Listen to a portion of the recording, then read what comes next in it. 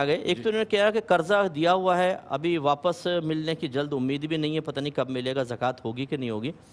دیکھیں جس قرض کا مقروض اعتراف کر رہا ہو کہ ہاں ہے یار دے دوں گا، اس پر سال بہ سال زکوٰۃ بنتی رہے گی، یا صحیح اسے ٹوٹل کے ساتھ ملا کر آپ زکوٰۃ بناتے رہیں گے، لیکن ادائیگی واجب نہیں ہوتی۔ ادائیگی اس وقت ہوگی جب وہ آپ کو ملے گا، چاہے اس میں 10 سال گزر جائیں۔ ٹھیک تو زکوٰۃ کے حساب بناتے رہیں، ادائیگی بعد میں کر دیجیے گا، اور پہلے کرنا چاہیں تو کر بھی سکتے ہیں۔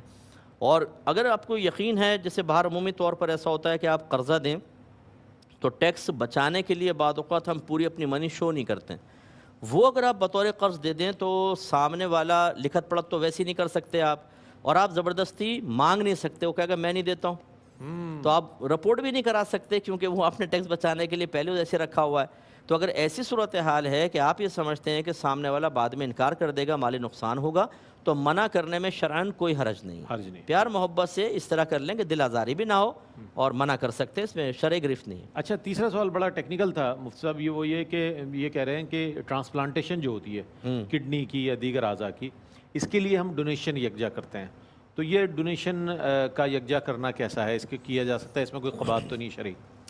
دیکھیں پہلے تو شرعی مسئلہ یہ ہے کہ وہ جسمانی اعضاء کہ اگر آپ کسی کو دیں تو اس کی جان بچ جائے اور آپ کی جان نہ جائے، وہ دے سکتے ہیں۔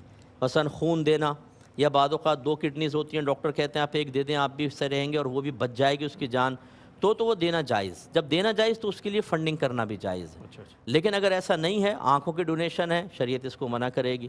اور ایسی کوئی مثلا دل دے دیا آپ نے، خود مر گئے، خود مر گئے۔ تو یہ نہیں کر سکتے، اس کے لیے پھر ڈونیشن بھی صحیح نہیں ہے۔